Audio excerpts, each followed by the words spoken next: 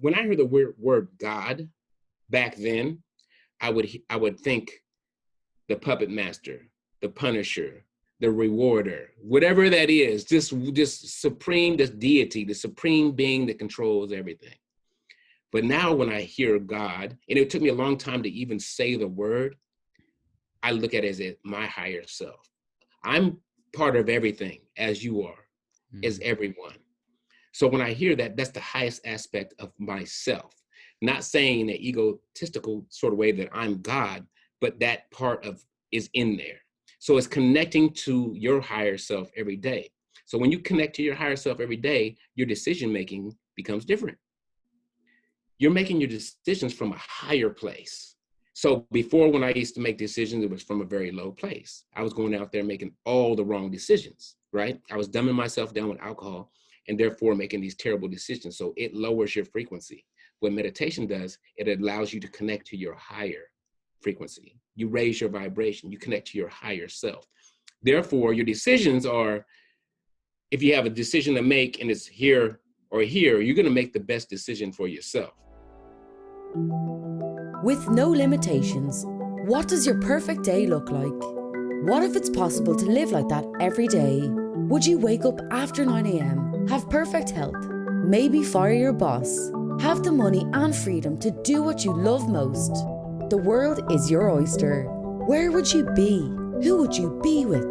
The possibilities are endless. Whether you believe it's possible for you or not, you can make more, work less, and live free. Welcome to Freedom Hack Radio, where entrepreneur, best-selling author, world traveller and adventurer, Bryce Robertson and special guests crack the code on money, health, relationships, spirituality and having fun doing what you love most.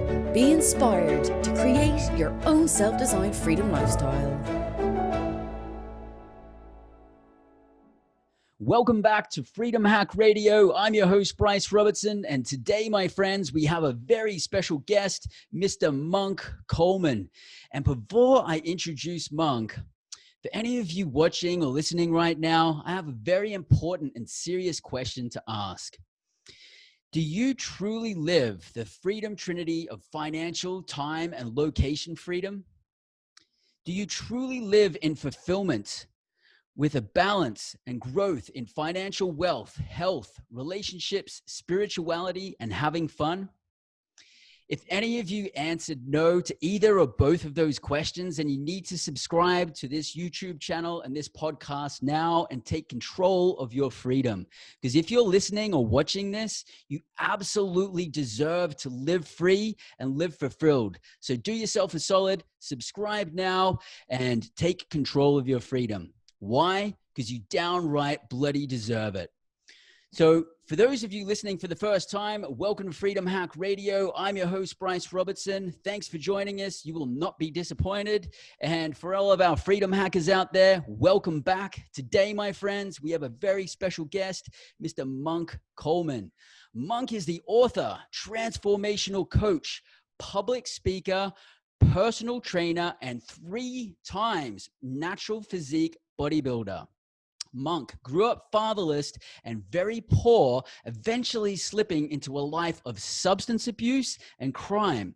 And after hitting rock bottom, he turned to meditation and transformed his entire life to that of service. Now, 12 years sober, he works with others to help facilitate their healing through his coaching. Monk, it's an absolute pleasure to have you here with us today. Thanks for joining us. Thanks for having me. Once I heard your show that you did with Brian, I was sold. I just love the way the conversation went. I love the show. So much helpful information, so many nuggets I could take out of there. I said, you know what? When you approach me, I'm like, I got to do this. So beautiful. I really support what you got going on here, and that's why I'm here. Thank you. Appreciate that, brother.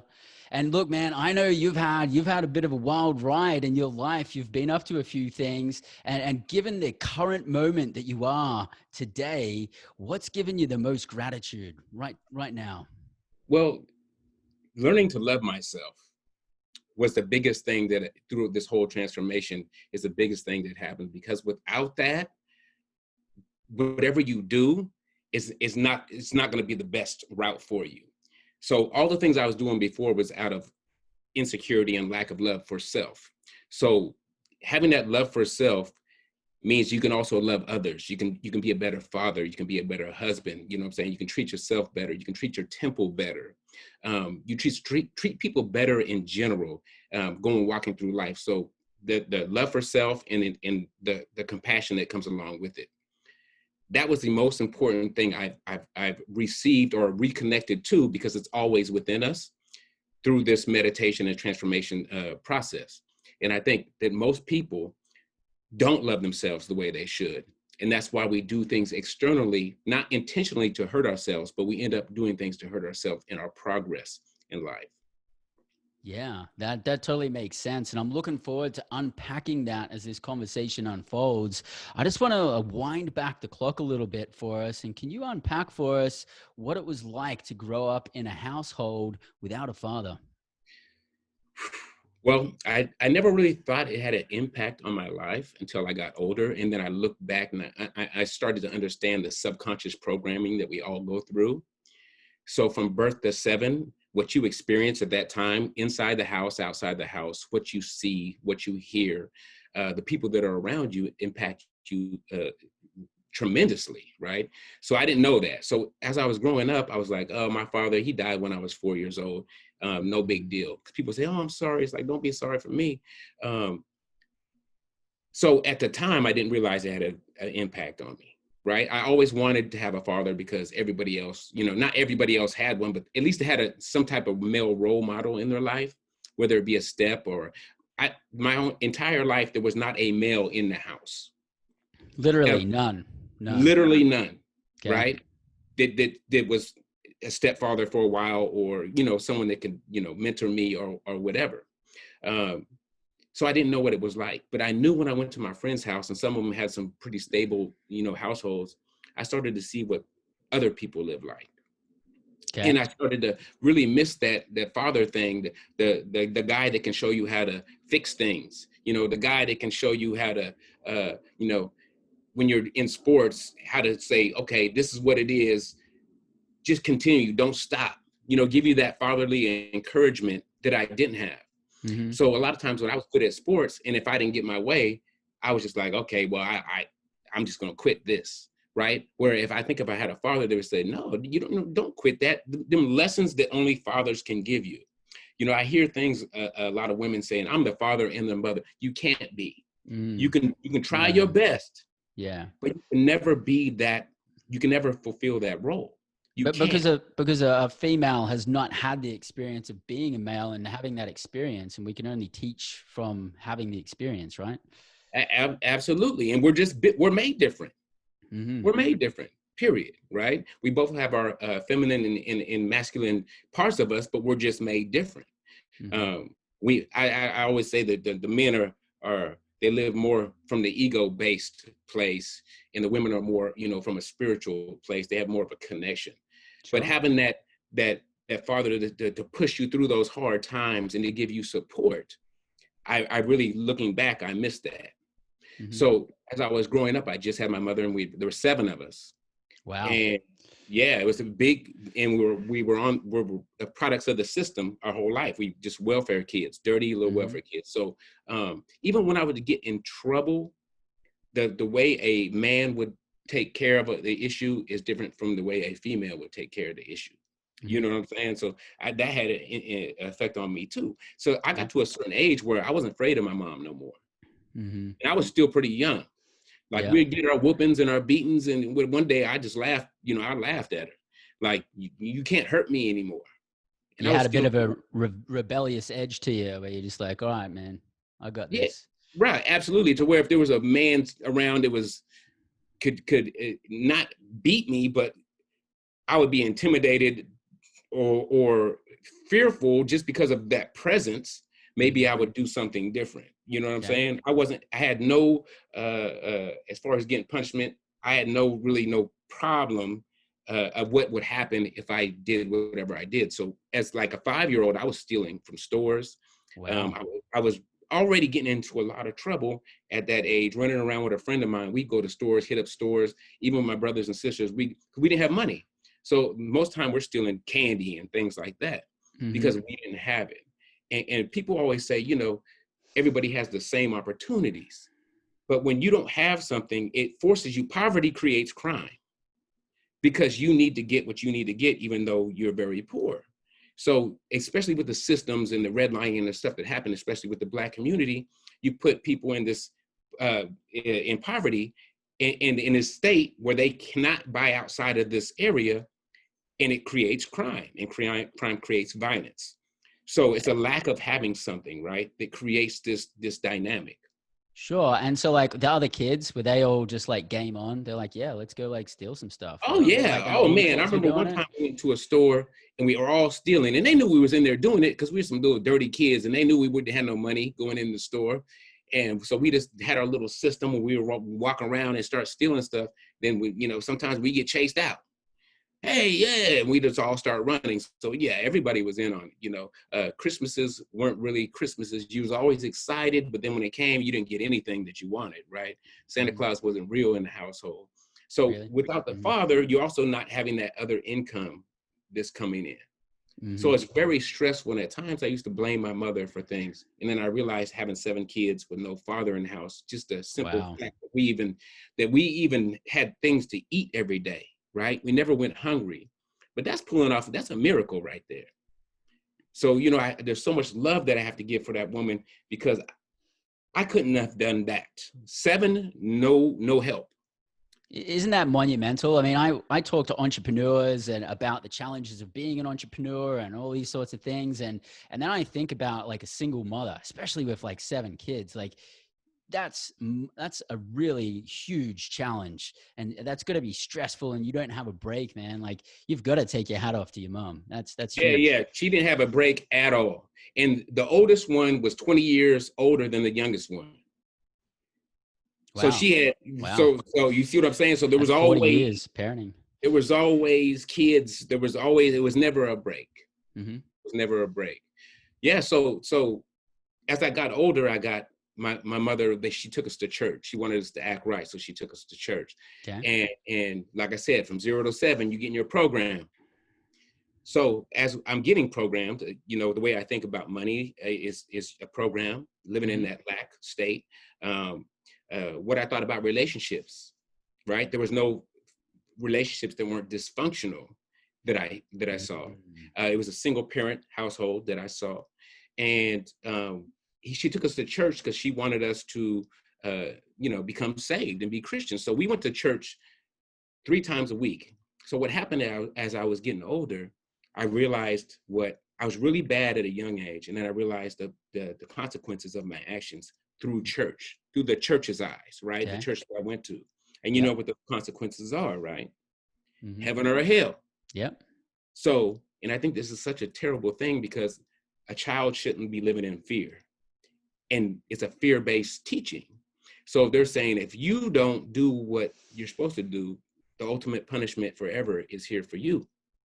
Yeah. So I straightened up. Okay. But I straightened up out of fear. Fear and guilt. Not because it was in my heart.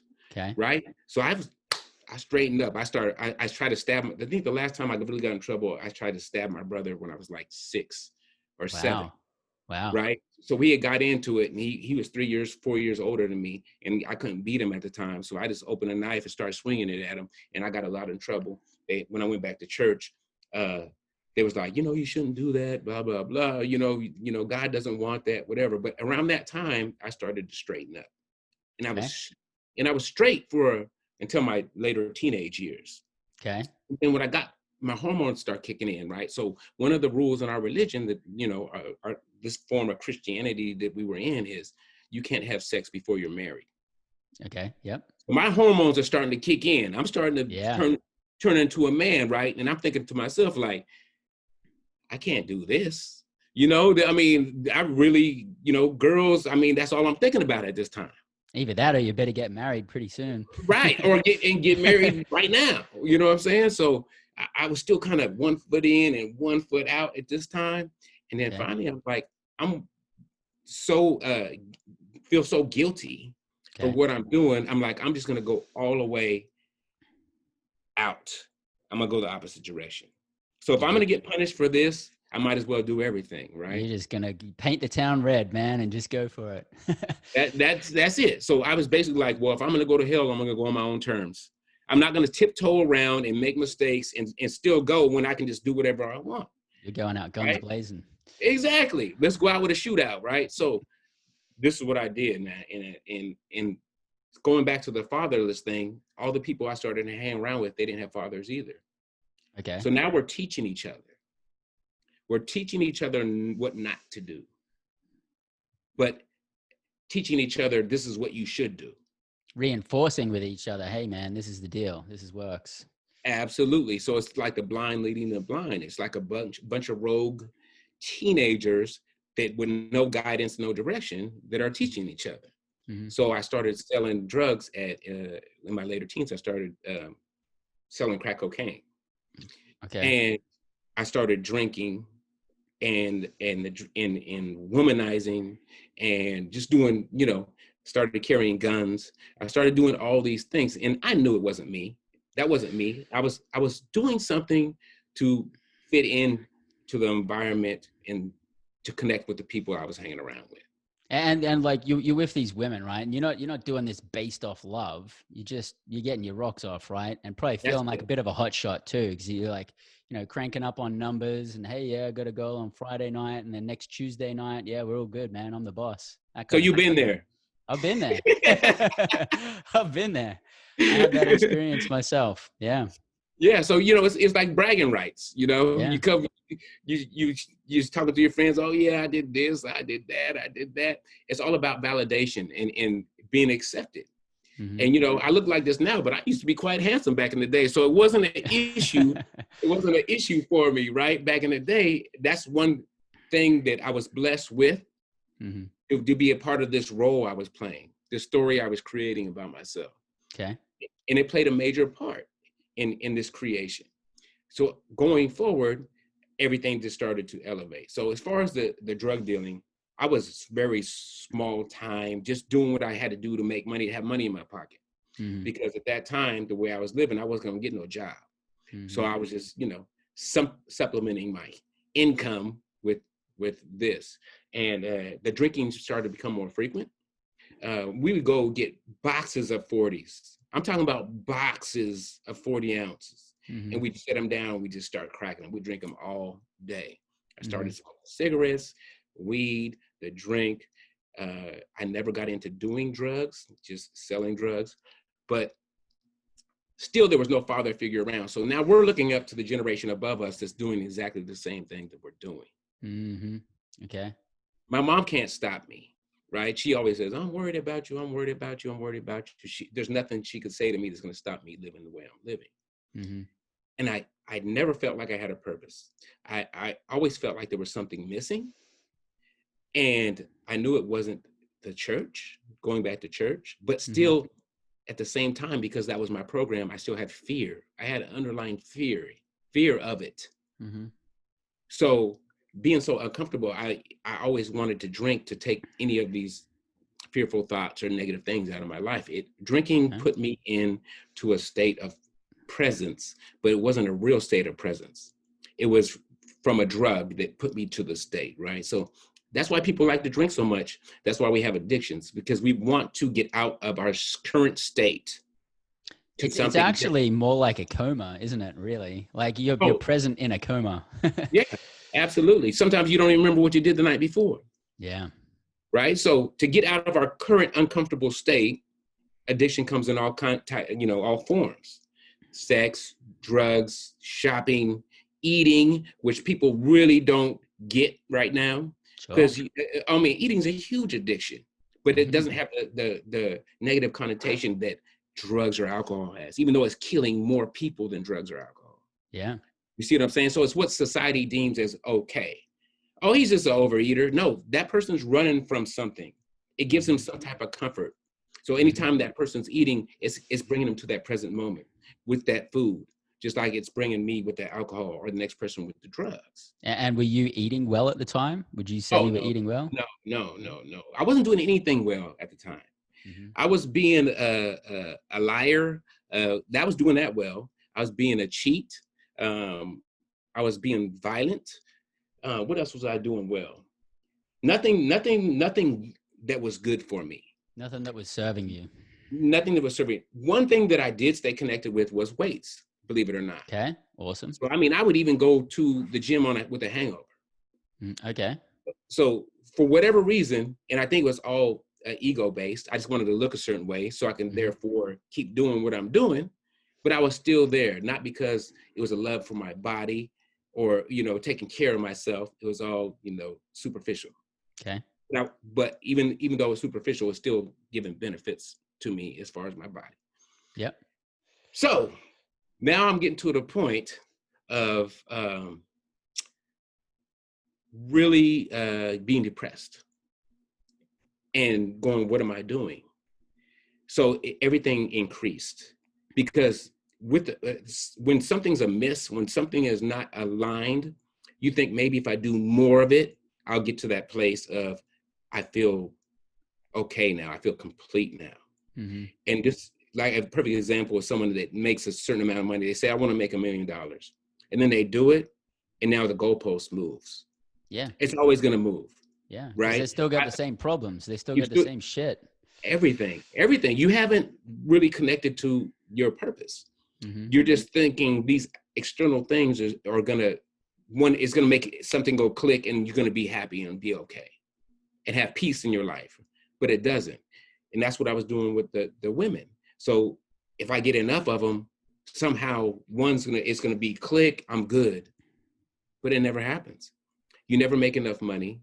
You never become muscular enough. You never, and when I coach my clients, it's like, they'll show me a magazine picture. I want to look like that if they're going in that route as far as the physical body. Because a lot of my coaching, I'm going geared towards transformational coaching. But they say, I want to look like this. And I just tell them, it's like, that's not what it's all about. It's not about what you look like. It's about how you're treating yourself. And the looks, that's a byproduct of what you're doing, these habits that you need to change. Mm-hmm. Right? So everybody's working backwards. I want to look like this. They're not going, what do I have to do to be healthy, strong? But they're not coming like that. They're taking a fake picture out of a magazine and going, I want to look like this. What is the reason why you want to look like this? It's so superficial. Our bodies are amazing. Our bodies we're miracles, right? It's not about the look. What are you doing to take care of that body? Because then that's the reason why so many people are on steroids. That's the reason why so many people are getting surgeries. They don't want to take care of the body. They just want this look. And the look is the last thing that you should be concerned about. But it'll come if you do these other things to take care of yourself. Yeah. It has no choice but to show up when you're eating right and you're exercising and you're meditating and you're loving yourself. It has no choice. Right? It's almost the same thing. It's like if you keep drinking, you're going to get drunk. You don't have a choice. This is what's going to happen if you take care of yourself. You're going to lose the weight. You're going to gain the muscle. On top of that, you're going to feel content. You're going to feel good. You're going to raise your vibration. Your whole life will change when you do it from a place of love for yourself rather than I want to get ready for summer.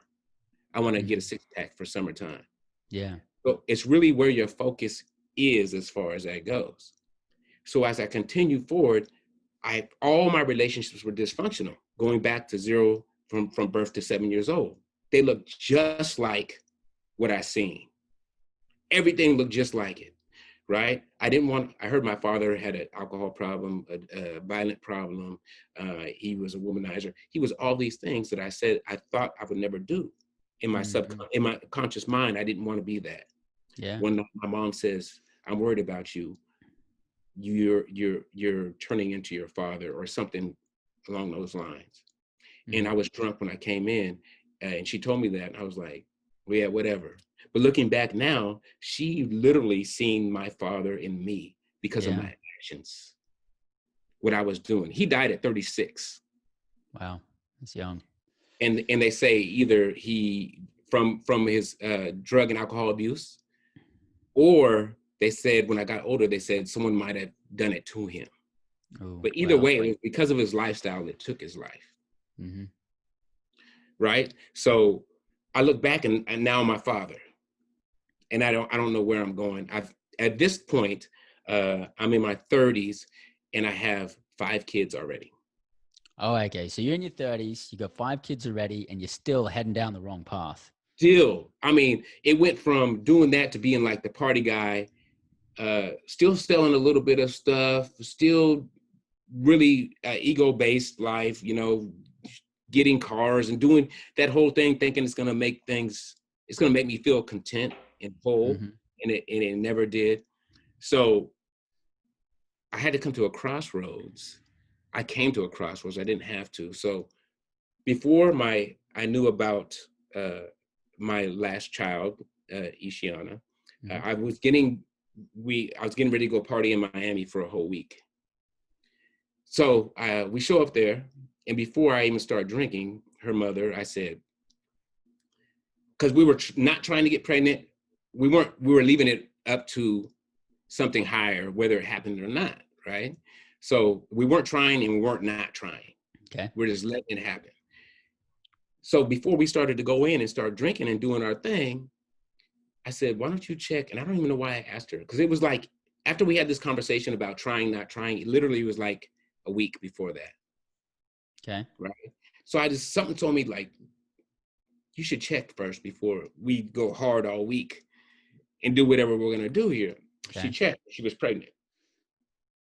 And I was like, that's crazy by itself. So she didn't drink or do anything the rest of the time, but I did. So I stayed up to about 6 o'clock the next morning doing my thing, drinking. And when I got up in the morning and I went to the bathroom, I was peeing blood. Wow. So now I'm like, I'm already depressed.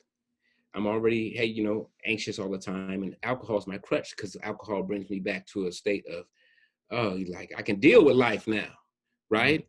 It brought me back. It took the edge off of everything and brought me to this moment. And it was just me and the alcohol. And now I'm like, wow, what am I going to do now? I don't know. I have no idea what I'm going to do, because obviously this is not working for me. So the rest of the trip, I didn't drink. But when I realized I was an alcoholic is when I went back home to the Bay Area. I started back doing it, even after I seen this. And what happened was it kept happening, but I still didn't stop. It took me like 4 months after I got back to actually, after a party one night, I was like, okay, if I don't stop, it's over for me, like literally over for me. Yeah. So after a birthday party, I stopped. I forced to stop. And it was, I'd say, this is it. It's either I do this or I'm out of here. So it was very, you know, when you have a habit for so long, it almost feels like you're missing something so much, even though it's not the actual feeling of being drunk. It's like something was missing from my life at that moment. Yeah. It's a habit. You've been doing it for, like, now you're about 15 years deep or something. 20 years. 20 deep. plus at this time, at 38. Wow. So I usually didn't smoke cigarettes unless I drank, but Mm-hmm. I was like, I need to do something. I'm so anxious, so I'm smoking cigarettes sober. And I did that for a whole year, smoking cigarettes sober, which I never used to do that before.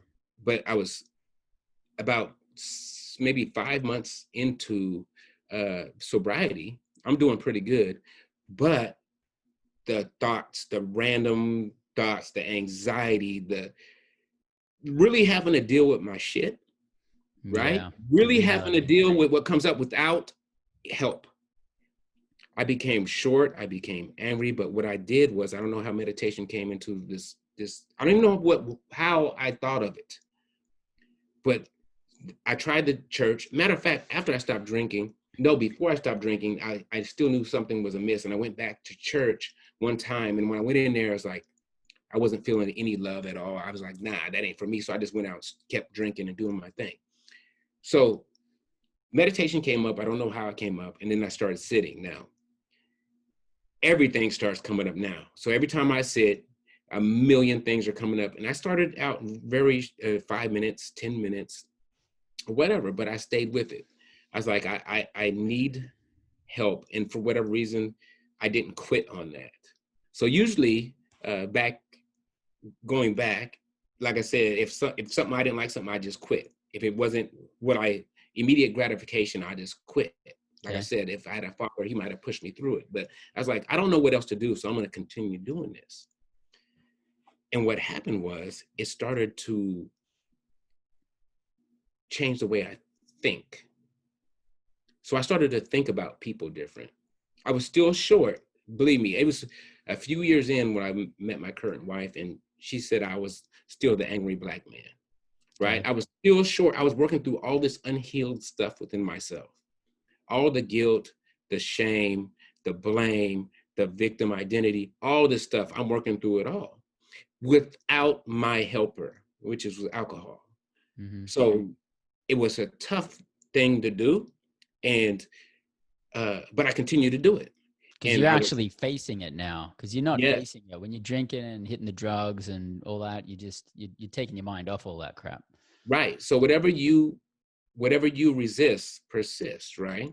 So for this whole time, I'm pushing it down with alcohol. I'm pushing it down. I'm pushing it down. I'm pushing it down. So when you're pushing something down for 20-something years, and then you stop and you start meditating, and this stuff starts coming up in waves, and you start getting it all, and you realize all the things that you haven't dealt with. And like I said, it's a lonely thing. It's a your own journey. And people don't realize, and that's why we have to be kind to people. People don't realize the internal struggle that people are going through. We don't have a clue. I don't have a clue what you're going through, right? So the best thing I can do is send you love and kindness and compassion, no matter how you are acting towards me or anybody else. Because hurt people hurt people. You heard that before. Only hurt people lash out at other people. There's something inside themselves that needs healing. Mm-hmm. And that's why I don't take things personal nowadays, because I know that they're dealing with something internally. There's some kind of conflict right there that they haven't dealt with. They were angry before you came along and lost their shit, like that kind of person. If someone's like going crazy at you in the supermarket grocery line, they were angry before you came along. Oh, it had nothing to do with you. Yeah. See, I don't take things personal anymore, because I know it's not them. Mm-hmm. Like them at who they really are. That soul, that light, that love, they're dealing with some other stuff. They might be in a very low vibrational place. Something tragic could have happened in their family that day. Mm-hmm. Their wife or husband could have left them. Whatever the case may be, they're wrapped up in this emotional state, which then they project it onto others. And I understand that. So when I met my current wife, she said I was the angry Black man. But she watched my whole evolution. So like I said, I was starting to think about other people and homeless people and drug addicts and thinking like, what can I do with them? So I was cultivating this compassion for other people, which I never had before. Before it was all selfish. What can I do for me? How can I get what I need? What about me?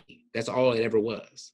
And do you think the biggest contributor to the shift here was the fact that you started meditating? Oh, absolutely. So when I heard the word God back then, I would think the puppet master, the punisher, the rewarder, whatever that is, this supreme, this deity, the supreme being that controls everything. But now when I hear God, and it took me a long time to even say the word, I look at it as my higher self. I'm part of everything, as you are, as everyone. So when I hear that, that's the highest aspect of myself. Not saying in an egotistical sort of way that I'm God, but that part of is in there. So it's connecting to your higher self every day. So when you connect to your higher self every day, your decision-making becomes different. You're making your decisions from a higher place. So before, when I used to make decisions, it was from a very low place. I was going out there making all the wrong decisions, right? I was dumbing myself down with alcohol and therefore making these terrible decisions. So it lowers your frequency. What meditation does, it allows you to connect to your higher frequency. You raise your vibration, you connect to your higher self. Therefore, your decisions are, if you have a decision to make and it's here or here, you're going to make the best decision for yourself. So this becomes a pattern, right? And this pattern leads to meeting different people, creating a different circle for yourself, even a new career, and doing things to uplift the world instead of tear it down. So as I sit and connecting to my higher self, now I'm making decisions from a different place, right? Everything is expanding. I'm connecting to my true self. Going forward with the meditation, I'm getting rid of the old program. I didn't know it at the time, but what was happening was my subconscious program, which runs 95% of you. And that's why it's so hard for people that really consciously want to do something, but they can never make that change. Say you really want to lose weight, but your subconscious programming is everybody used to call you fat. Your parents used to call you fat. Whatever that is, that was your program. So you sabotage yourself. So as you're trying to lose weight and stuff, your subconscious is saying, no, you're still that overweight, fat kid, just like they used to call you. And you do something to get off track and get back. So alcoholism, drug addiction, this was your program. So every time you start to be sober for a while, something hits you, life pressures, whatever, your automatic default is back to that subconscious program. Always. And that's why you always see people with going through the same issues over and over and over and over. They're still living from that old program. No matter how much they want to change, it's impossible to change from the same state of consciousness that you got yourself there in. Yeah. Right? So if you're consciously the same, you're going to keep doing the same stuff. And that's how you find 60-year-olds still clubbing and doing the same things that they're doing, because nothing has changed. They're still living in that old program. So meditation starts to knock that old program down, and you start to rewire your brain. Literally, you start to grow gray matter. Gray matter is responsible for your emotional state, decision-making, and things like that. So our lives are just one big bag of decisions. We're talking here today together because of all the decisions we made in our lives. Mm-hmm. Think about that. So if we take that trail from right now and go backwards, it's all led to this conversation right now. Mm-hmm. And people don't believe that every conversation with anybody, whether you deem it good or bad, was not a coincidence. Right? Every experience you have brought you there on purpose, mm-hmm. no matter what it was. So if my life was different than it is now, and your life was different than it is now, we wouldn't be here right now. And this happened because of the decisions we made from the state of consciousness we made them in.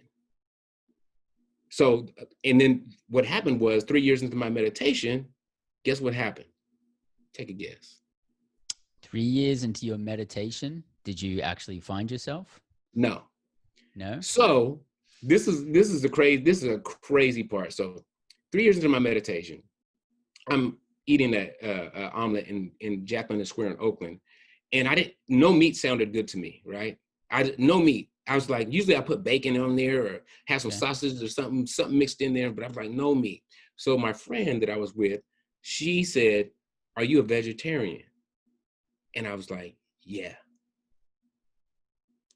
Didn't know why, but have you something ever came through where you just knew that you weren't gonna do it again, or knew, like the knowing, not like kinda, but like, I'm never gonna eat meat again. That came through. That came through. I didn't know why. Okay. So as soon as this was your first experience, just sitting there having this omelet, and you're like, "Yeah, I am vegetarian. I don't want meat again." Okay. Yes. I didn't know what a vegan was at that time. So I was like, and then I left and I instantly start Googling stuff like vegetarian, because I'm sober at 3 years at this point, and I'm in the gym, and you hear you need all this protein, this and that, or whatever. So I start Googling vegetarian and bodybuilding, things like that. And the funny part is I know most of the people that popped up now. I know them now, like the vegan bodybuilders and stuff, because and then I looked up why. Like, why did I choose this? Because I know this is it for me as far as eating meat. And it said that I made a connection not only to human life, but to animal life, and did not want to harm basically any sentient beings. Okay. So we got to understand animals feel just like us. They can't communicate like us, but they feel like us. They love their kids like us. They have relationships like us. They feel pain like us. They're sad like us. They're happy like us. They have joy like us. They know they exist just like us. They just communicate different. So, and I thought about it and I'm like, yeah, well, I couldn't kill them. If I had to kill them to eat them, I wouldn't do that because I don't want to see that pain and that suffering. So I said, that makes so much sense. But I was like, I'm not going to stop drinking milk or eating eggs until I seen a video on that process as well. They have to be pregnant to give milk. So they take the baby cow, and if it's a boy, it's veal, right? That's veal, right? Yeah. And if it's a girl, a female, they hook it up and milk it to death. It's like dead in 4 years. And then they give these sick cows and they give them the fast food or whatever. But when I seen that process, as far as the chicken process, they throw the males in a grinder because they're no good in the chicken plants. Mm-hmm. They don't produce eggs. So what are they good for? So they'll gas them, throw them in the grinders, whatever. And the conditions that the female chickens are in are horrible as well. So I can't be a part of that. If I stopped eating meat because of compassion, well, I can't be a part of this part of it either, right? And an interesting thing about this, and I've actually seen a lot of these graphic videos myself of how a lot of the mass-produced animals are actually taken care of. It's horrific. But even if, like, there are some animals that have a experience of, they kind of promote it as if, the cow's getting foot rubs and everything like that, and they're really taking care of it. And I do understand that there's some animals out there that truly are being taken care of on some certain farms. But at the end of the day, there's still that process of going from being a living animal to not being a living animal. And you were talking before about like raising our vibrations.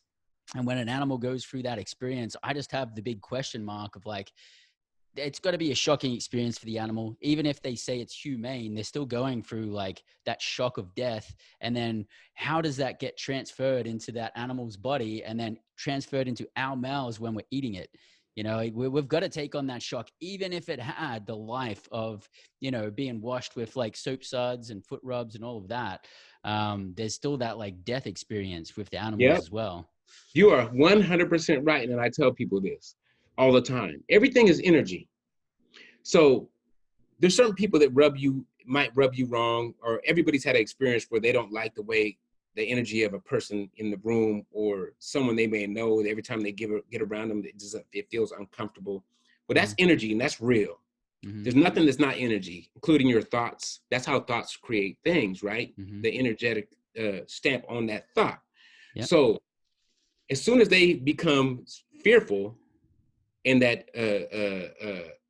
fear hormone goes through their body, it changes their cells immediately. So I was at a coffee shop one day and I started talking to somebody who had a vegan shirt on. And I started talking to somebody and I said, the energy that you're taking on when you eat this and it becomes part of you, you like literally are what you eat on a cellular level. Like those cells are becoming your cells. I mean, the only reason why we're alive is because of the food we eat. So we're just a product of the food we eat. Without the food, we die, right? So we're taking on everything. So that means right now you're a vegetable, right? I'm a vegetable. You're a vegetable. Exactly. I'm fruits and vegetables.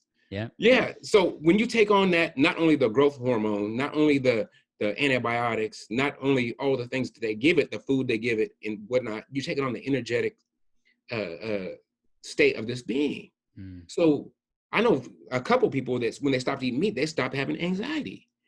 So you get in this fear, and especially in the regular factory farms, the way they're treated their entire life, the stress levels, the stress every single day that these animals go through. Every single day they're stressed out in small little pens. They can't turn, they can't move. A lot of them start going crazy, gnawing on stuff and swinging back and forth. I mean, it truly is crazy. Gnawing on each other. I've seen videos of that. They had to put the beats on the chicken so they don't peck each other. Doing these little cramped quarters, even the free range ones, they're just in one building, but they're all smashed together.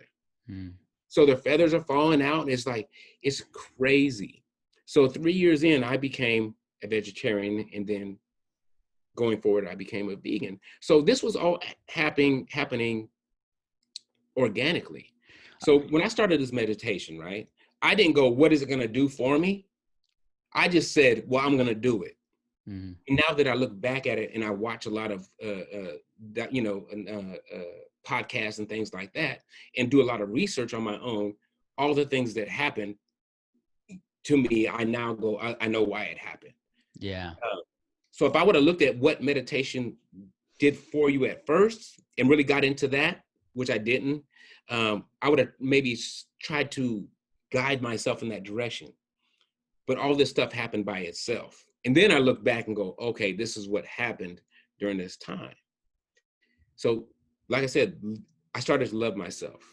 Never did that before, unconditionally.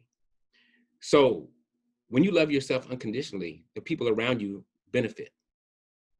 Because now I'm starting to not look at the faults of the people around me. I'm starting to look at the wholeness of the people around me and having an understanding that they're doing the best they can. So when I first got married, little things that my wife might have, be doing would irritate me because my focus was there. Mm-hmm. My focus wasn't on who the being actually was. My focus was in the wrong direction. Right? So whatever you focus on, that's what's going to be your experience. Yeah. So no matter what, I mean, somebody can be good 99% of the time. If you're focusing in the wrong place, you always focus on that 1%. So that love I was creating for myself started to go outward. I started to do homeless feeds. I was just like walking up to homeless people and people that are having issues and, giving them, asking them if they need something. I was just like, my whole life was like, who can I help? How can I help? The complete opposite of the egotistical younger version of yourself. Absolutely. Who can I help? My mission was to help people. And I became such an empath. Like I would see things and I would feel them like so deeply. Like, you got to be careful when you start to get into the state because you don't want to take on that energy, but then you care so much at the same time, right? You don't want to walk around depressed because of what you see and what you feel. You kind of have to remove yourself from that, but you feel everything so deeply. And it's like, I was just an emotional person now. I was feeling everything. The trees started to look different. I started nature was like the most beautiful thing ever. I started to taste, my food started to taste different. I also started to go through this purging process where my body was also doing things. Like I was getting like rashes. I mean, I was completely detoxing. Wow. Even on an energetic level, and it's coming out through my skin and certain things that I was experiencing. And then I really had to look this stuff up, like what the heck is going on? Just about 4 years ago, I started during meditation, I started having these really violent jerks, right? And all this stuff I looked up after the fact, but as it was going on, I was just like, what is going on? So, I mean, my head was like, wow. Really? Like jerking, like by itself, I could not stop it. Wow. And it was like literally like someone was pushing my face or, hit me with a palm. That's how much it was jerking.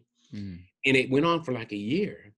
And when I was researching it, it was like there was energy because, we have our chakras, our energy centers, but it was blocked energy. So it was trying to release itself through my meditation, but it was hitting blockages, which was making my body move. I was getting hot sensations, cold sensations. I was getting all these physical things now during meditation where I never had it before. So this energy, Kundalini energy, was trying to move, but it was getting blocked. Okay. So from our root, and it moves up like a spiral. So all these motions, I even had head rotations for a short period. I lay down in bed and my head by itself, and I'm not making this up, would just start rotating. So I could be looking left and it would just go to the right, super slow and crazy. And I never told my wife about it at the time because she probably thought I was crazy. But I looked that up also and it was like, yep, this can happen. Your head rotating like that. So I knew something was happening. My life was changing. My life was completely different. And then one day during meditation, the craziest thing happened. And I look back now, and this was that Kundalini energy, that Kundalini awakening. So I'm sitting there in meditation, and I'm used to the jerks and all that other stuff, right? I'm used to that.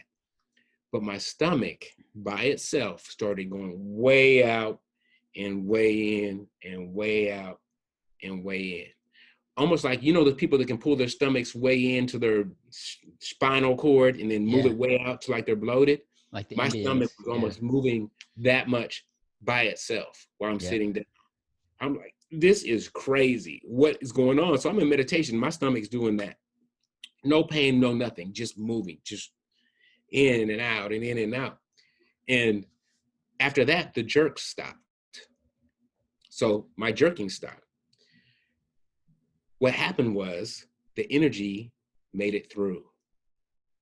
It was not blocked anymore. It's flowing. The energy flows up like that, like a circular motion up like that. But it was doing that in my stomach, and it was flowing now. And from that point on, when I look back at it, I stopped, the jerking stopped. And I didn't know what that was until maybe last year. I was watching a video, and some woman explained the exact same thing that happened to her, that happened to me. And I'm like, that's what it was. So I know sometimes when people hear about things like this happening, they think it's all airy-fairy or whatever. This was my own personal experience. This is coming from somebody that was living a completely different lifestyle. It wasn't like I was born in a commune and I was raised as a spiritual person or anything like that. It was completely the opposite. So there's no reason for me to make something up like this because of where I came from, right? So I wouldn't believe it myself. If someone was to be telling me the stuff I'm telling you right now, I'd be like, oh yeah, okay, that's how it happened, huh? But it did. It happened just like that. And then I started almost to become more intelligent. Like I was accessing things and talking different, speaking different than I ever used to. And I started taking up an interest in reading. I had never read a book in my entire life till 10 years ago. Not one, not even for school. Wasn't my thing. And now I took this interest in reading and learning more about what was going on with me, learning more about consciousness, learning more about doing that shadow work and that inner healing and the things we all have to deal with. Because if we don't, we're not going to be our best self. We're not going to be here completely living a purpose-driven life. We're always going to be doing something that's not completely aligned with why we're here. Now, when you're aligned, you do everything different. Like I said, I've read, I don't know how many books. I always read. I read every day. It's part of my thing. Not because I think it's good for me, because I have a genuine interest in it.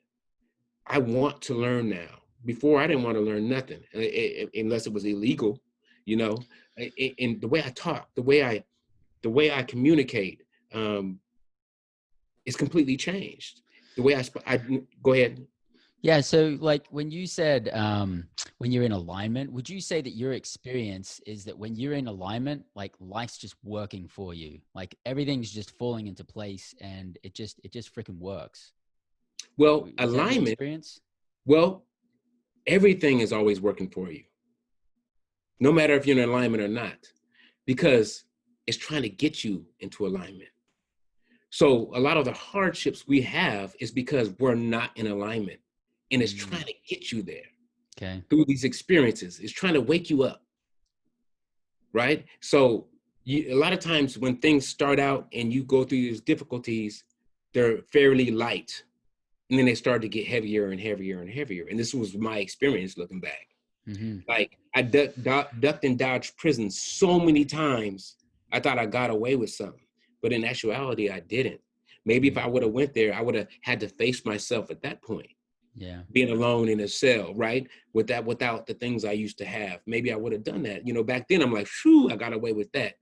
On the day of my first son's birthday, and he's about to be 29. But when my son was in the hospital, I had a pocket full of cocaine for sale in my pocket that day. This was in the 90s when they were sending people to prison for nothing. I mean, this was where when the pipeline was open. Mm-hmm. This was everybody's going to prison, even if you got a little bit of drugs on you. So that day, police pull up on us because I see something's going on, doesn't feel right. So I start to walk and I was going to drop this off, what I had in my pocket. And police pull out from everywhere and they all got their guns on us and they have us laying, me and my friend laying us face down in the grass. And I was like, oh man. I said, you know, because everybody I know was going to prison. I was like, you know, basically it's my turn. This is the day I'm going. And this is just one instance that so many times this type of thing had happened. So they got the guns on us, you know, they got us face down, you know, palms up, all that whole get down. And they handcuff me. And what they do is you just give me a quick pat search. They don't go in my pockets or nothing. They just check my ankles, my waistband, whatever, to see if I had any weapons. And I didn't. So they handcuffed me, put me in a car, handcuff him, put him in a different car. There's like 5 cars there. I mean, they swooped out of nowhere. I mean, like they was all hiding it and we were walking and they just came out. We was just like, what's going on? It was like a movie. It literally is like a movie. And so when they finally get back over to me, and I was trying to take that out of my pocket and kick it under the seat. So, and then a spotlight hit me from another car and I kind of just froze up. When they came back over to me, they started asking me about weapons. And I said, I have no idea what you're talking about. I said, you just searched me. You know I don't have any weapons. He said, well, we had a report of some people with weapons here, blah, blah, blah. And they let me go. I had a whole pocket full of drugs.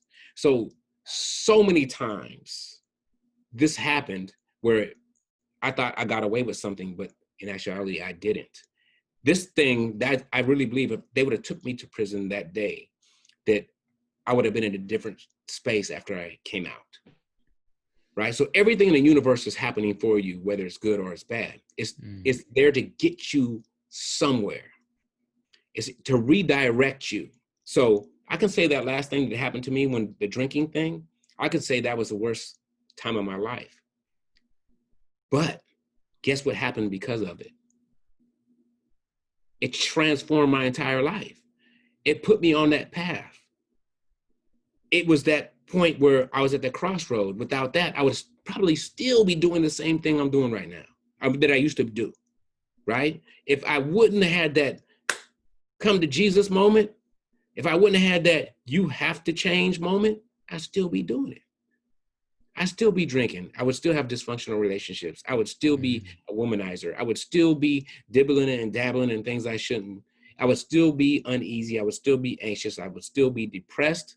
And I would still be using alcohol as a crutch. Mm-hmm. So the universe is always working for us.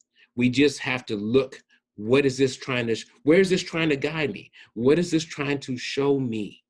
Instead of going, I'm the victim, I'm the victim, I'm the victim. You know how many people got to that bottom place, whether it's prison or even people that been paralyzed in an accident that woke up because of it. Like their life became beautiful because of a hardship or something that they had to go through. They created this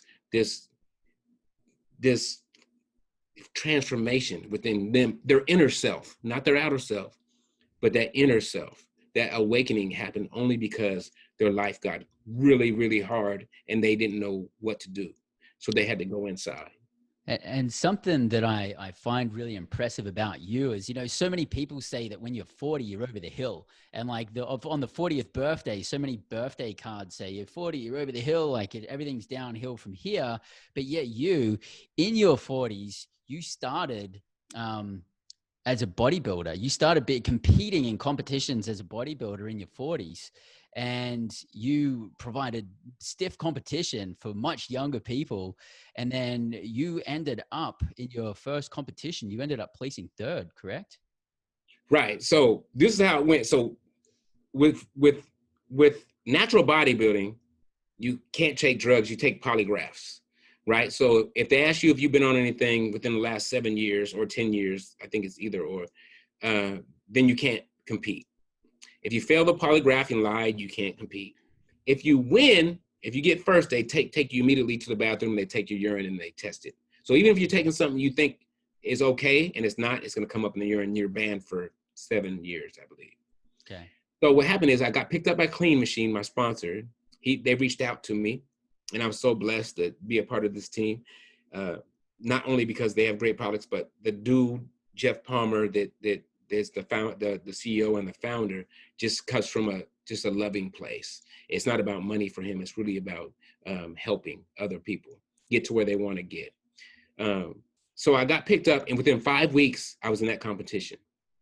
5 weeks prep, and he threw me in with the young guys. So 5 weeks. 5 weeks. Okay. It was 5 weeks. You're going to be on a plane going to Texas. Get ready, right? So I went there and I competed against all these young kids because in my age group, there's not a lot of people. And also another reason was because I didn't go in the older age group as well because my sponsor, he was there. So I guess he didn't want us to compete against each other, right? So I just stayed with the young guys. He went with the older guys, and that's how it happened. So I'm pro in 3 different federations. WNBF is my one. It was the hardest to get a pro card in, but I went up against all young guys because there's not enough guys my age that are natural, right? Usually guys my age are taking some type of hormone replacement or, HGH or something like that. That's bodybuilding. They're taking on testosterone and things like that. So in order for me to get a pro card, I have to go against these young guys where I'm their dad's age a lot of times. Mm. So, and you have to beat enough people. So in WNBF, you have to have 8 people that you have to win the overall thing. So you got a tall category in physique and you have a short category.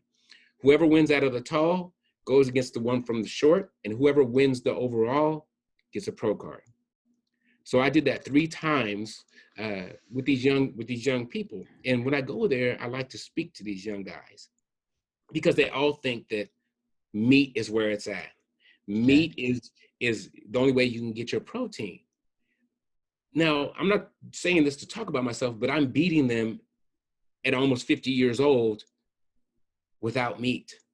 My testosterone is supposed to be much lower at this time. I'm not supposed to be doing these things at this time without help.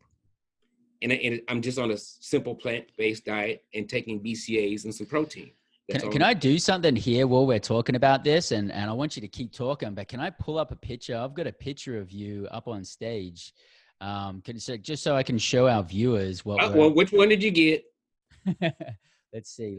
They kind of step back and go like, wow, now I'm putting things in perspective. Like, you're my father's age, but you're here with me doing these things. So it kind of plants a seed that, for one, you don't have to do what you're doing right now. And as far as aging goes, that you will age much better without all these animal products in your life. Can you see that? Yes. I mean, yeah, it's on there. I see it. There you go. So that's you, man. And you're like competing against like guys that are probably almost like half your age, maybe even like less than half your age. Yes. Like I said, for a natural bodybuilding, there's not a lot of us. Like I'll be 51 in a couple months. So there's not a lot of us there. So it's just, for me, it's going in there and talking to the young kids. And I got this vegan tattoo on my collarbone right here, just to open up a conversation, because veganism to me is not about a diet. Veganism to me is about unconditional love for all beings that have the ability to feel pain and suffer like we do. So I'm not a judgy vegan, right? Because I became vegan just so organically that it was about making a connection. Mm-hmm. So when I do talk about it, my delivery comes from a loving, compassionate place. And I'm not that guy that's going to go, you should be doing this, you should be doing that. I just give the information from this space and I just leave it like that. But do you get like a ton of pushback? I mean, especially in that field, like, or I suppose opposing conversations where like, because most people still go on the meat route even today, right? Even though there's like so many people coming out that are like pro athletes that are crushing it on vegan diets, there's still a lot of people that are like, no, man, you got to eat meat. So have you had a lot of pushback? Well, no. So one time at a competition, and I was in an untested competition where people can use whatever they want to use. And this guy actually beat me in my age group. Mm-hmm. He was using, But we had a conversation and I said, I'm a vegan. And he said, oh, sorry. Oh, I'm sorry. And that was probably the most negative like experience I had when it came to that. I've had people that I talk to go, you know what? I've been thinking about trying that route. So we got to understand with veganism, the impact that it's having on the planet, this animal agriculture thing. It's literally tearing the planet apart. It's destroying forests. It's polluting the air. It's polluting the water. It's using resources. It's using tons of water and land that could be used for vegetables and fruit. We could feed this entire planet if we was to stop this. Mm-hmm. If you were to eliminate the animals, which is the middle guy, we can feed the whole planet.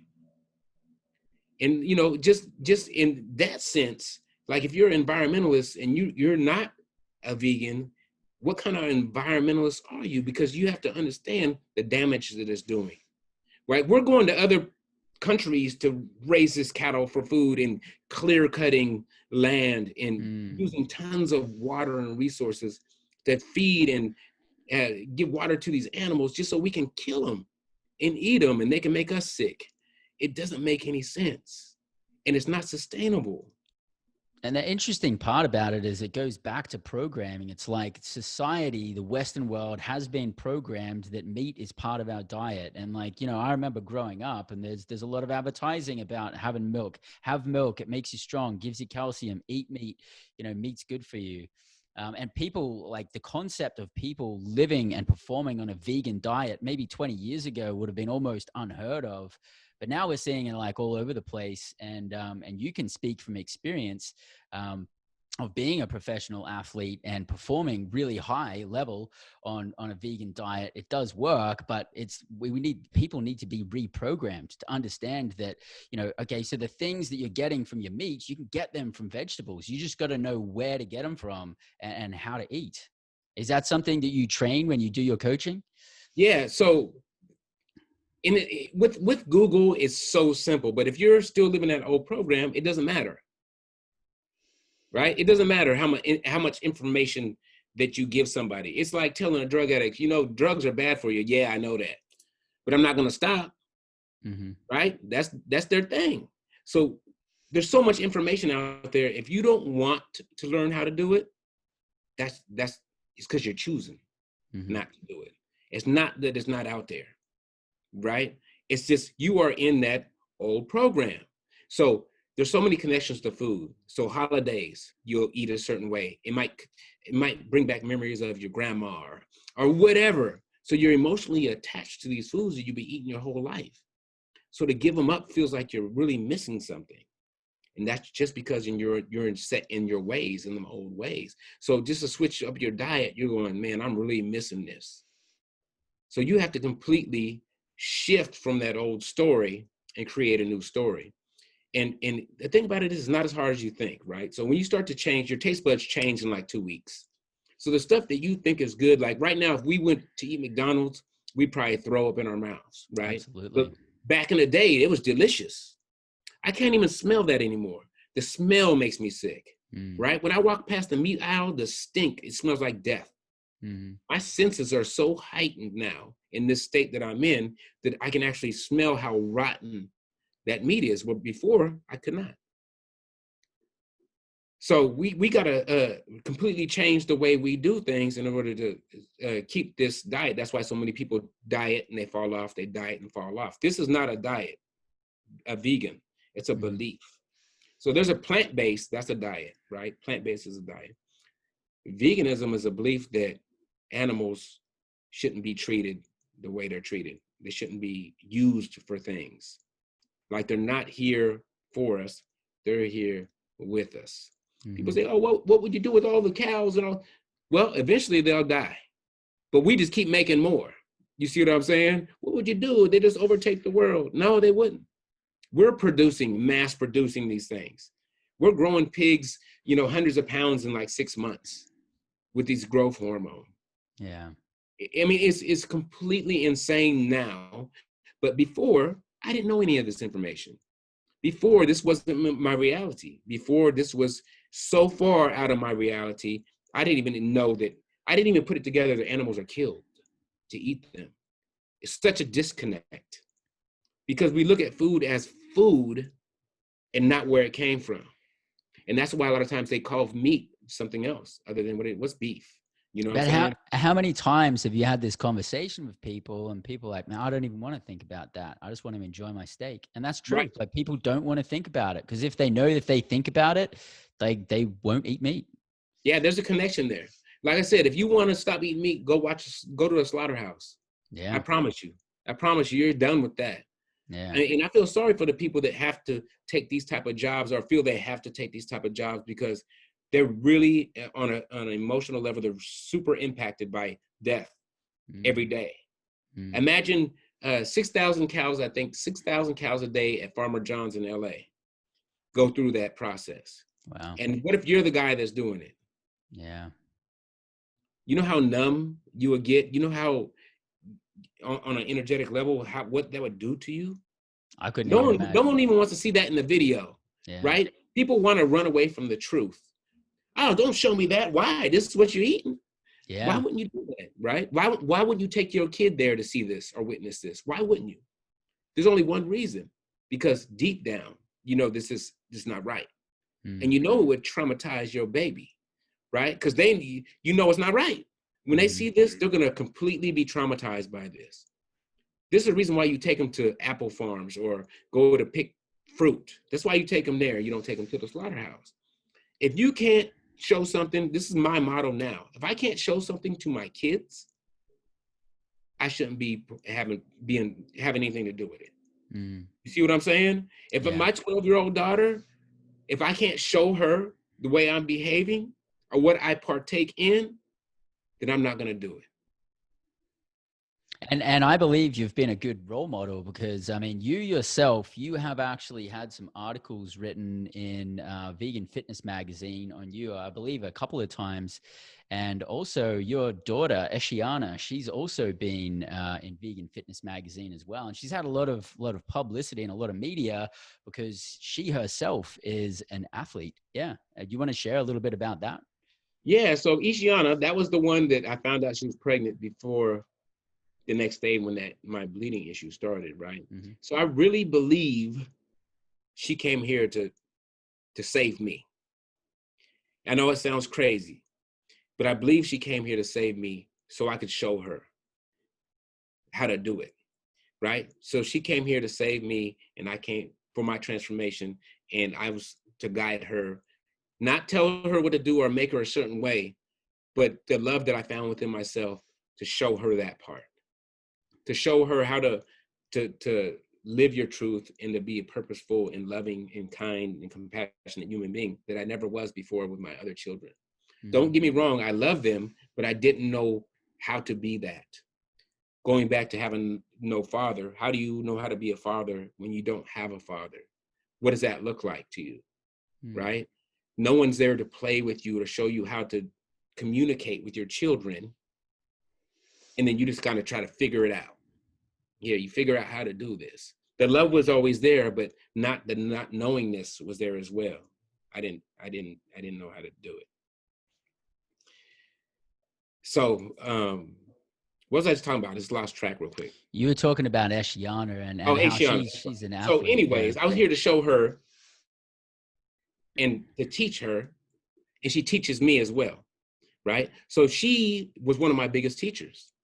Even before I started doing this, before I went vegan, we were at a Pollo Loco, and we were eating chicken. And she goes, she must have been two years old, right? And I said, stop playing. She was playing with something. I said, eat your chicken. She said, chicken? She said, you mean the chickens that walk around? And I was like, I didn't know what to say. She was making a connection from the food she was eating to the animals. I didn't know what to say. I was like, just eat your chicken. I didn't even answer her because it disturbed me that she was asking these questions and I didn't want to tell her. So from a young age, she was my teacher. And she would always ask me, why do you meditate so much? And then, when I started, I became a vegan. Why? I never tried to force it on her, right? Never. I was never like, because I co-parented at this time. Her mom lived in San Jose. I was living in Oakland. I never said, this is the way you have to eat. But she was always she wanted to eat. She inquired about everything. Like, why do you do this? Why do you do that? Why do you do this? And she see the way I treated people, and she see the way I acted. And one time, and then she got older, and her mom got a hold of me through text or call and said, why is Ishiana pulling the meat off of her food? And I said, I don't know. She was always connected. Kids are. If you were to tell kids what their food was, they wouldn't eat it. I promise you, they wouldn't eat it. If you said, this is how it comes to your plate, I don't want nothing to do with it. But by the time they get old enough, they're so disconnected, it doesn't matter. So she started pulling meat off her plate. So her mom calls me. And I said, I don't know why she's doing it. I never told her to stop eating any of that, right? She always asked me questions. I just give her the answer. Why don't you want to eat meat? I said, because I don't want to harm any other beings, period. Not the goriness of it, not because they slice their throats and hang them upside down, none of that stuff. So she stopped, and her mom goes, you know what? Okay, it's just a fad for her, so we're going to go ahead and, I'll go ahead and ride with this thing. So her mom starts doing research on it, and she stops eating meat. At this time, she's a vegetarian. And I don't know if I'm vegan or vegetarian at this point. I think I might be vegan. But her mom's like, I'm going to go ahead and facilitate this thing because I know it's going to be just a short little phase she's going through. 6 years later, no phase. She's so hardcore as far as like not hurting other animals. She has so much compassion for all beings. There's no way she'll ever go back. She's 12 at this time. So she's meditates all the time. She's super tapped in. I think these kids they're coming through at a different vibration already. Yeah. So if you allow them to be them, they're just going to shine. Yeah. No matter what. They're so tapped in without the garbage that we throw on them. Yeah. So with her, I let her be her. And the only thing advice I was given was, don't touch the iron. Look before you cross the street. Basic survival things that she may not know, I'll give to her. Other than that, do your thing, little mama. You know what I'm saying? Whatever you do is what you do. So she immediately got into academics, and she started reading all the time, just reading book after book after book after book. And her teachers kept saying she's an excellent writer, and we're like, whatever. But as she started getting older, she would write these pieces, and I'll have to share some with you, that seemed like an adult author wrote them as a 7-year-old, 8-year-old, 9-year-old. He's doing this work like, no way that your daughter wrote this. And yeah, even her mom couldn't believe it. She was like, where'd you get this information from? She goes, she thought she plagiarized her paper, and she went and goes, I got my information. She started opening up things. I got my information. She's like, dang, like you did write that.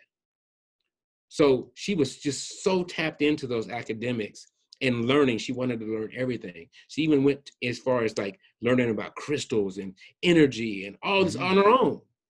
On her own. Like she was drawn that way. And I was like, you just keep doing whatever you do. Whatever you do is what you do. So her mom was like, you know what? All she does is study and read and do all this other stuff. She needs to do something physical with herself. Right? So she gave her a couple options. She said, you can do this, this, or this. And at this point, she's testing the highest in the state, all her straight 4.3 great GPA, all that stuff, right? Every single year, she's getting these grades and testing out, topping out on the testing. When they give you a score of like 1350 and they don't give you any higher score, she tested out at the ceiling, she was there at the top every single time. And she had 2 tests that they gave her that gave her the exact same score. And it was like, that's impossible. She can't get the exact same score. So they checked on that, and they said, this is the highest score that we can give you.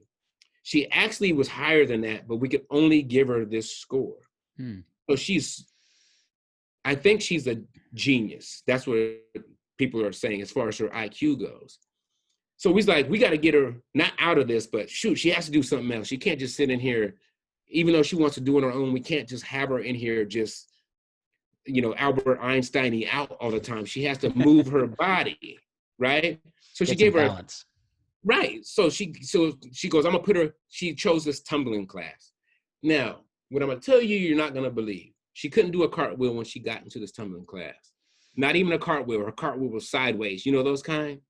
Yeah. You know, a kid tried to do a cartwheel and they just kick their leg sideways. Yeah. That's what she was in that tumbling class when she started that tumbling class. So there's a tryout for the team where you get on a team at certain levels and you compete. So there's tryouts. So she did the tumbling and she started to get better at her tumbling and everything. And she was working really hard. Her work ethic is over the top. And there was tryouts. So at this point, maybe she's been in there for maybe 6 months and she's super improving on everything. And the tryouts come and she's super nervous about it. And there's levels. Usually people start at level 6 or below, but I guess they seen something. See, we didn't know what to see. This was, it was acro gymnastics. We wouldn't know what to look for as far as talent, like finding a diamond in the rough. We wouldn't know that. So for instance, if you were a boxer and you just had a natural ability, I know boxing, I'm like, that guy's good, even though he hasn't been, training. But as far as gymnastics, I'm so ignorant as far as this sport goes that I'm like, what? I don't see anything. And there's like, well, she came in with her partner, a mixed pair. She came in at level 8. Like, this guy has been there for 2 or 3 years already and had to work his way up to level 8. This was level 8 for him for his first time. And she came in at level 8, them two together.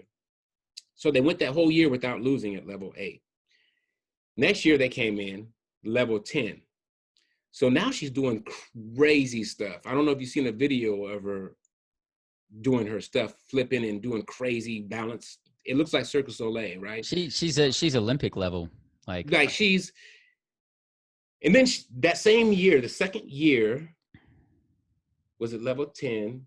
And then this last year, she went up to, in the middle of the year, she got switched to elite.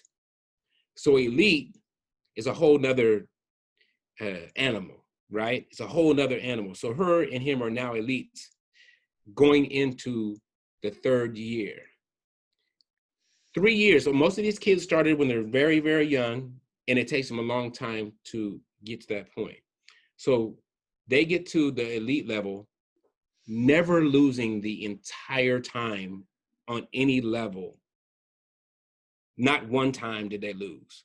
So this last year, they go over to London at the elite level, and they win there too. And that's when COVID shut everything down. So she made the not the Olympic team, USA gymnastics team after 2.5 years from not being able to do a cartwheel. Wow. So everything she does is just like, we expect it now. We just expect that, not pressure-wise. We don't say you need to do this, but it's just expected. You're not surprised when she just like pulls not out at all. Yeah. Another example is her mom. They have the cutest. PETA has the cutest vegan kid every year, right? So her mom seen that on the internet and had 10 minutes to get this submission in, right? 10 minutes. They were about to shut it down where you couldn't put her in the competition. So she throws her in the competition. She wins. Wow. She wins, and she's done videos for PETA and PETA Kids, and we were invited to a fundraiser out in this little rich area in the Bay Area. It's like everything she does is such a high level, but what comes with that is the added pressure she puts on herself. And that's that part right there, accepting whatever the outcome is. And, I was almost wishing for them to lose so she could have that experience. Mm-hmm. Like, so she can have that experience and so she can know what it feels like, and to not take that as a bad thing. Yeah. You see what I'm saying? Like, experience that part. And this is what's going to make you better. So every competition she was in, they weren't perfect the whole time, but they still ended up winning the competition. But taking a loss, that's a whole nother level, which she hasn't experienced yet. So I was just like, I said, you're going to lose. That's what I told her. I said, you're going to lose. And when you do, you have to be a gracious loser. You got to be, you did the best you could, and it just didn't bring you out on top. Mm-hmm. But it's still a win for you no matter what. But that never happened. But you're going to probably interview her at some point, I believe. But I'd love to have her on the show. Yeah. You're going to talk to her. You're going to be like, what? Well, where is this kid from? Like, this kid is from, I always say she's from another planet. I always say that because it's like she just came here from somewhere. Like, the information she knew already, and I'm not even getting to that point. Like, she just knew so much information. Where'd she get this information from? Like, one time, she's a public speaker as well. And someone asked her, she was 8, 9, maybe 9 at the time. And they said, 200 people she's talking in front of. And someone said, what do you do if someone talks to you and makes fun of you for being vegan? This was at a vegan festival. And she said, well, I either do one or two things, or both. I could just ignore them and go about my business, or however she said it, or I can send them love because I know that that's what they need the most. That's pretty cool, man. Right. I was just like, man, my heart just filled up. I'm like, everybody was just like, huh?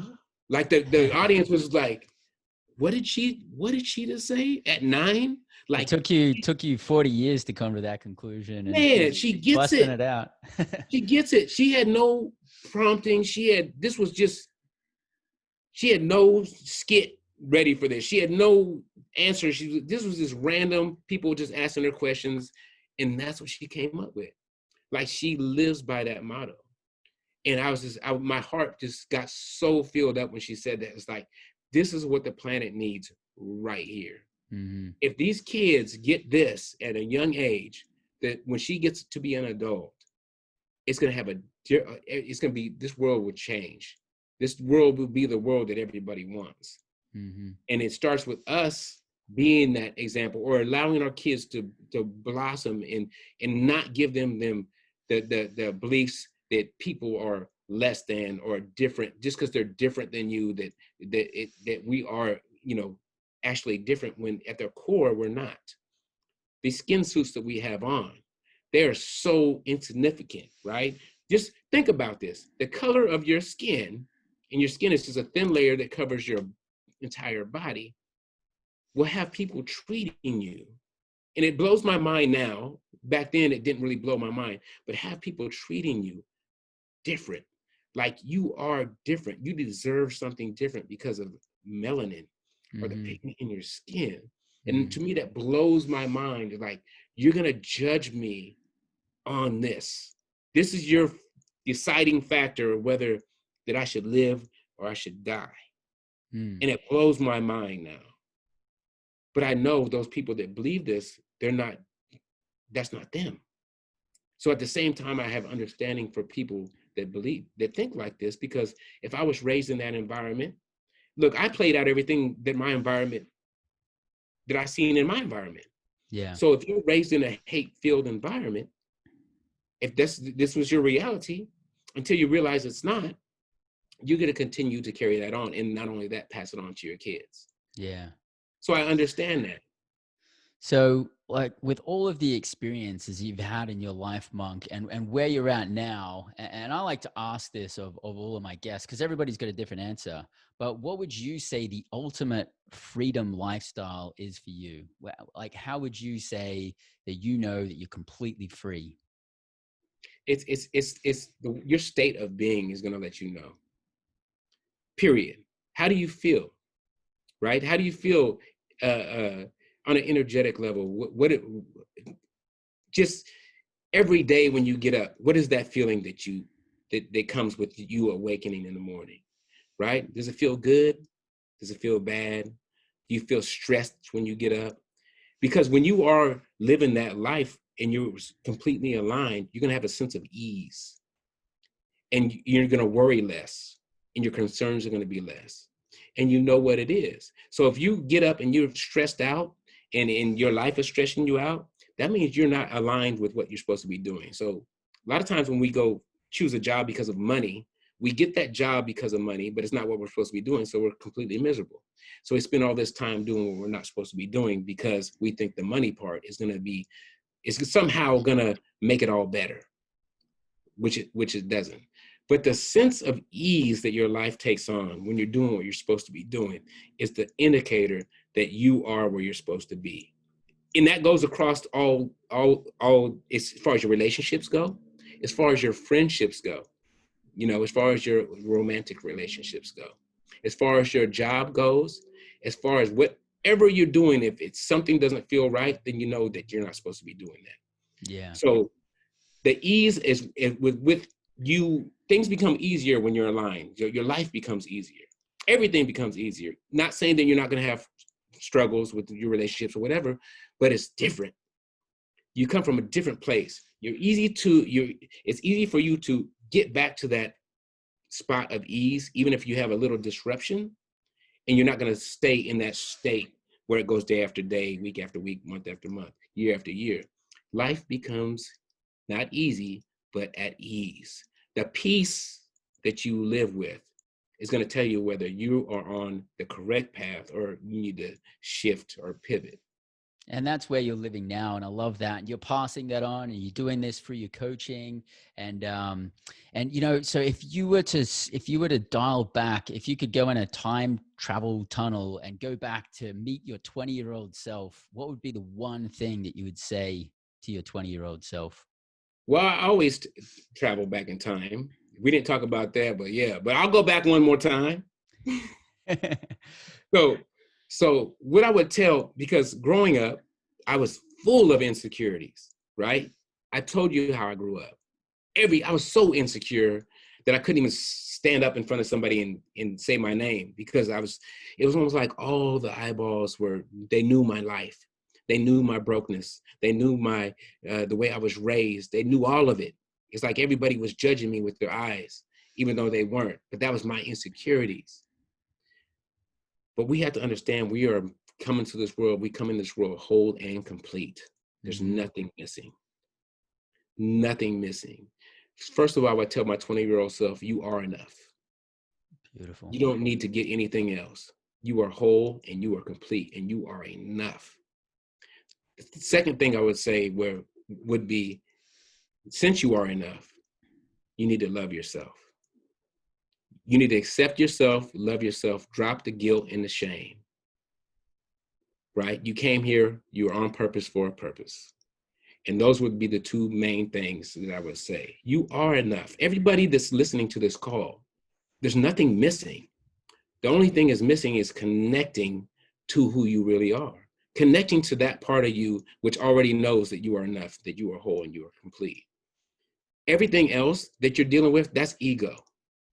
That's programming, right? Any insecurity you have is your ego trying to put its foot in the ground and hold on to. When you start to wake up, guess what? Your ego is not going down easy.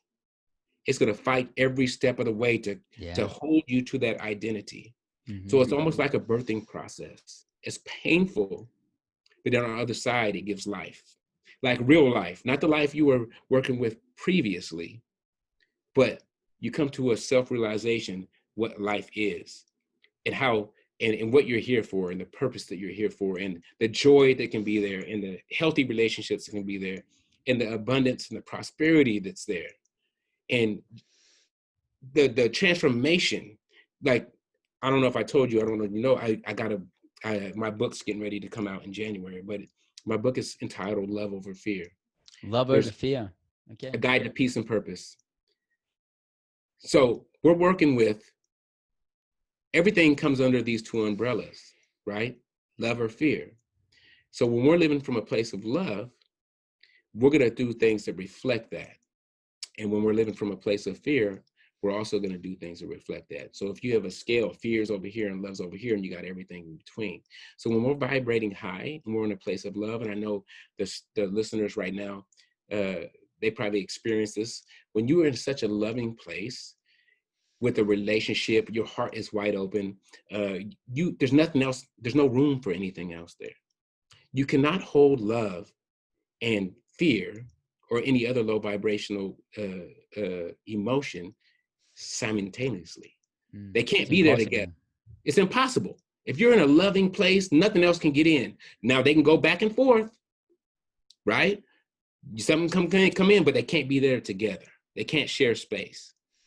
So when you live from a place of love, like really from a place of love, and I try to live from that spot as much as possible, as much compassion, nothing else can get in. you're saying no to these other things. You're not opening the door for these other things to get in, and it just expands. So every morning when I get up, I do my meditation, I do my gratitude, I breathe, I connect to my higher self, I connect to that love, and then I start my day. So my suggestions for everybody is they should have some kind of practice in the morning so they can get their day off on the right trajectory, you know, so they can start going from a grounded, loving, compassionate spot, and then go out and interact with people and bring that with you. You know, all of our guests we have here at Freedom Hack Radio, everyone has daily rituals, and I would say like 99% of everybody does it all in the morning, and it sets us up for our day. And I know the days that I miss my daily ritual, I know I feel off. I feel way more grounded on the days that I wake up, I do my breathing exercises, I do my movement, I do my meditation, I get grounded, and it's almost like the day just works with clarity, and I think it's amazing. So Absolutely. I mean, I think it's imperative, right? I mean, it's what we do. yeah, and that is also what monks do. You are a monk.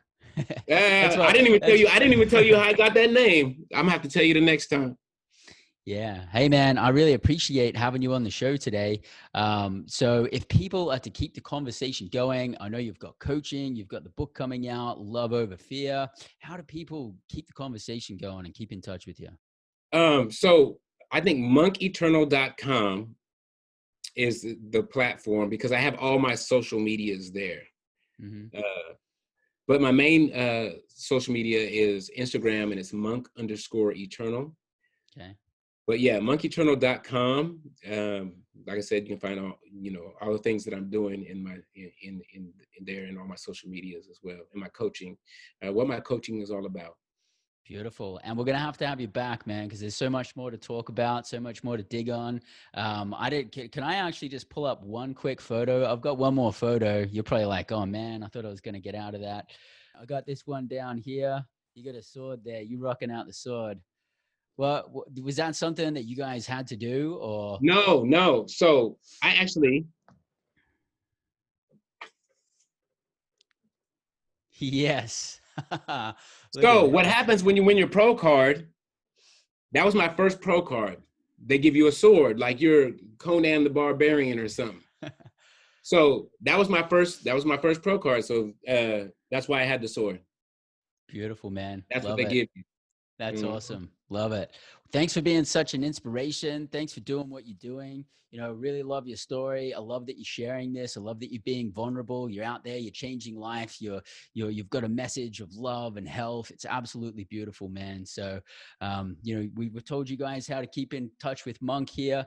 Thanks everybody for listening today. I hope you guys have got a ton out of it. Thank you very much, Monk. I'm Thank going to you. have you back, brother. It's been my pleasure. Beautiful. Well, until next time, live large and live free. I'm your host, Bryce Robertson, and this is Freedom Hack Radio.